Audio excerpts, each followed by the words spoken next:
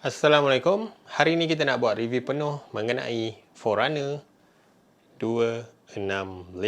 Saya dah menggunakan jam ni lebih kurang 1 bulan. Jadi ini adalah review penuh mengenai Forerunner 265. Tapi sebelum tu, disclaimer. Jam ni adalah loan unit daripada pihak Garmin Malaysia. Terima kasih pihak Garmin Malaysia. Walau bagaimanapun, ini bukanlah review berbayar. Saya tak ada apa-apa halangan untuk berkata benar mengenai produk ni. Selain itu juga, video ini tiada sebarang tapisan suntingan daripada mana-mana pihak sebelum anda semua dapat menontonnya. Jadi, tanpa membuang masa, mari kita pergi kepada review penuh Forerunner 265. Okey, pertama sekali kita pergi dengan dia punya pilihan model. Untuk model Forerunner 265 ada dua saiz, iaitu Forerunner 265S yang mana saiz dia adalah 42mm, saiz skrin 1.1 inci. Resolusi pula adalah 360 x 360. Kemudian untuk Forerunner 265 yang seperti saya pakai ini, dia punya saiz adalah 46mm. Kemudian dia punya saiz skrin adalah 1.3 inci. Resolusi pula adalah 416 x 416. Resolusi untuk Forerunner 265 ni sedikit besar berbanding Forerunner 255 yang menggunakan skrin MIP pada tahun lepas. Kemudian untuk pilihan warna, 265S ada 3 pilihan warna, yang mana ada warna pink untuk perempuan. Kemudian untuk Forerunner 265 ada juga 3 pilihan warna. Untuk kali ni dia punya band tu dia selangkan dengan warna kedua lah. Kalau sebelum ni hanya satu color, kalau tali putih, warna putih saja. Tapi untuk Forerunner 265 punya edition ni, dia punya tali ada warna di belakang dia. Seterusnya, Forerunner 265 kini datang dengan AMOLED screen, sama seperti Forerunner 965. Kalau sebelum ni Forerunner 955 ada touchscreen, Forerunner 255 tak ada touchscreen. Tapi untuk kali ni, model 265 juga didatangkan dengan touchscreen. Yelah, dah dapat AMOLED, mestilah ada touchscreen kan. Jam ni juga menyokong always on display. Tapi saya nak pesan siap-siap dekat sini, sekiranya anda mengaktifkan always on display, penggunaan bateri dia akan nampak lebih kuat dan lebih ketara berbanding anda matikan fungsi always on display. Seterusnya, Forerunner 265 telah didatangkan dengan offline music. Kalau sebelum ni, Forerunner 255, anda kena beli Music Edition untuk dapatkan fungsi offline music. Tapi untuk Forerunner 265 ni, tak kisahlah, model S atau model biasa telah didatangkan offline music dengan storan dalaman sebanyak 8GB. Seterusnya, fungsi baharu pada Forerunner 265 adalah Training Readiness. Training Readiness ni adalah fungsi yang mana jam akan menunjukkan status kesediaan anda untuk melakukan training. Data ni diambil daripada anda punya sleep punya data, recovery time, HRV status dan juga acute load. Untuk mengatur anda semua, setakat ni yang saya tahu Forerunner 255 takkan dapat fungsi ini.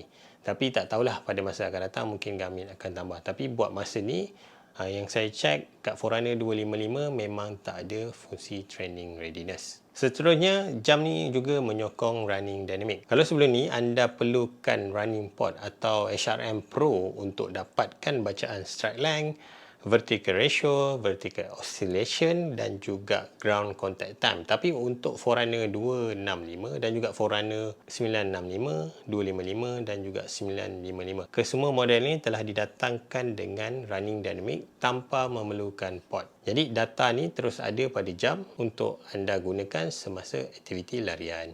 Seterusnya, Garmin telah menaik taraf dia punya fungsi Physio Throw Up. Sekarang dipanggil Unified Training Status. Yang mana Unified Training Status ni, sekiranya anda ada beberapa Garmin device, contoh anda ada computer bike, kemudian anda ada jam lain, contoh anda ada Phoenix 7, tapi untuk hiking anda pakai Phoenix 7, tapi untuk tidur anda pakai Forerunner 265, data antara kesemua device ni akan disingkan antara satu sama lain. Jadi tak perlu risau.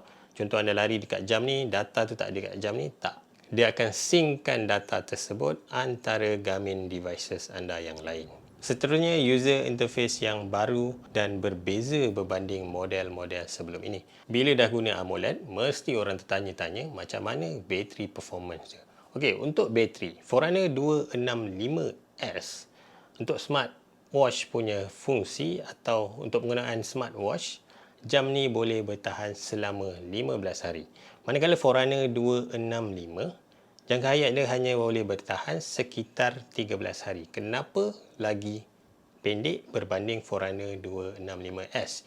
Ini kerana kedua-dua model ni dia punya battery size adalah sama. Tapi anda kena ingat, dia punya size skrin berbeza. Forerunner 265 skrin dia lebih besar. Jadi penggunaan bateri untuk Forerunner 265 pada skrin dia agak tinggi berbanding Forerunner 265S kerana skrin dia lebih kecil. Untuk GPS pula, Forerunner 265S boleh bertahan selama 24 jam, manakala Forerunner 265 yang ni boleh bertahan sekitar 20 jam sahaja. Saya sempat buat simulasi 1 jam aktiviti. Forerunner 265, penggunaan bateri dia sekitar 5% sahaja. Sama seperti Forerunner 255, Forerunner 265 juga menggunakan multiband frekuensi GNSS. Yang mana dalam bahasa mudahnya, jam ni untuk satelit dia punya bacaan tu lebih tepat, lebih pantas untuk log GPS. Selain itu juga, jam ni juga menyokong all system di mana jam boleh pair dengan mana-mana satelit pada suatu masa. Kalau sebelum ni dia dalam bentuk pair, GPS only, GPS plus GLONASS, GPS plus Galileo, tapi untuk chipset yang baru ni dia boleh pair dengan mana-mana satelit pada satu masa. Multiband frekuensi GNSS ini juga membolehkan Garmin menggunakan satu fungsi baru mereka iaitu SAT-IQ. SAT-IQ ni merupakan satu fungsi di mana jam akan menggunakan logik dia untuk tentukan nak guna mod apa berdasarkan kekuatan GPS dan juga kondisi laluan larian kita. Ambil contoh macam kita lari kat kawasan terbuka, SAT-IQ ni mungkin dia akan pakai GPS only. Kemudian sekiranya dia detect dekat bangunan tinggi, dia akan tukar kepada multiband. Mod ni dikatakan dapat menjimatkan bateri. Kalau sebelum ni kita set multiband sahaja, tapi untuk pengetahuan anda semua, multiband ni memang akan menggunakan bateri yang agak kuat. Tetapi ada satu mod iaitu SAT-IQ, tapi dalam jam ni dipanggil auto select. So auto select ni dia akan bagi jam buat decision untuk pilih mod apa berdasarkan kondisi GPS dan juga kawasan kita lari tu. Jadi memang intelligent. Saya dah cuba dan saya nampak dia punya accuracy tu agak baik. So verdict atau kesimpulan, patutkah anda upgrade sekiranya anda pengguna Forerunner 255? Secara peribadi saya rasakan tak banyak perubahan yang berlaku. Yang pertama, offline music, kemudian training readiness. Lain daripada itu, lebih kurang sama saja. Akan tetapi, sekiranya anda suka AMOLED screen, Forerunner 265 ni saya rasakan satu naik taraf yang agak baik. AMOLED screen, always on display, kemudian ada sokongan muzik. Katalah anda pengguna Forerunner 255 yang tiada sokongan muzik, anda naik taraf kepada Forerunner 265, anda terus boleh guna fungsi offline music. Dan juga dia punya UI tu lebih menarik berbanding Forerunner 255. Saya ada Forerunner 255. Bila mana saya pakai Forerunner 265 dan saya compare kepada Forerunner 255, satu benda yang buat saya rasa nak maintain dekat Forerunner 265 adalah skrin dia. Secara peribadi, kalau dah pernah menggunakan AMOLED screen, anda akan nampak memori M-Pixel atau MIP pada Forerunner 255 tu macam kenapa tak sharp. Anda ada perasaan macam tu. So, terpulang pada anda, sekiranya anda ada bajet dan anda belum pun memiliki Forerunner 255, mungkin Forerunner 265 ni sesuai untuk anda. Tetapi sekiranya anda pengguna Forerunner 255, saya rasa kalau AMOLED screen bukan sesuatu yang menarik pada anda stay saja pada Forerunner 255. Jadi itu saja untuk review saya mengenai Forerunner 265. Nantikan video review untuk Forerunner 965 dalam masa terdekat. Jadi itu saja untuk kali ini. Support saya dengan like, share dan subscribe channel ini. Ini sedikit sebanyak dapat beri saya semangat untuk buat video baru. Itu saja untuk kali ini. Apa-apa pun, lari dulu, baru cerita.